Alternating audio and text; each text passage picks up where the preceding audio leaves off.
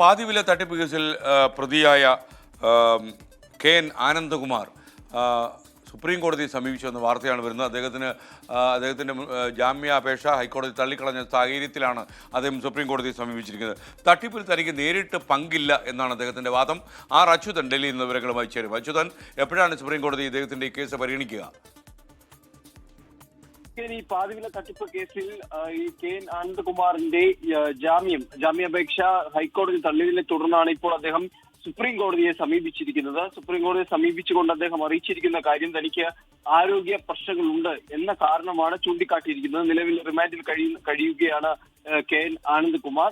ഈ ഹൈക്കോടതി ഉത്തരവിനെ ചോദ്യം ചെയ്തുകൊണ്ടാണ്, അല്ലെങ്കിൽ അതിനെതിരായാണ് ഇപ്പോൾ ഹർജി സുപ്രീം കോടതിയിൽ നൽകിയിരിക്കുന്നത്. തട്ടിപ്പിൽ തനിക്ക് നേരിട്ട് ബന്ധമില്ലെന്നും ഹർജിയിൽ അദ്ദേഹം വാദിക്കുന്നുണ്ട്. ഈ അഭിഭാഷകൻ ശ്യാം നന്ദനാണ് ഈ ആനന്ദകുമാറിനെ ഹർജി ഫയൽ ചെയ്തത്. എന്തായാലും അടുത്ത തവണ, അതായത് നാളെ സുപ്രീം കോടതി ചേരുന്ന ഘട്ടത്തിൽ ഈ ഹർജി മെൻഷൻ ചെയ്യുന്നതായിരിക്കും. ആ ഘട്ടത്തിലായിരിക്കും തീരുമാനിക്കുക ഇത് എപ്പോൾ പരിഗണിക്കണം എന്നതടക്കമുള്ള കാര്യങ്ങൾ. എന്തായാലും നിലവിൽ ഈ ഹൈക്കോടതി വിധിക്കെതിരായാണ് ഇപ്പോൾ സുപ്രീം കോടതിയെ സമീപിച്ചിരിക്കുന്നത്. S K.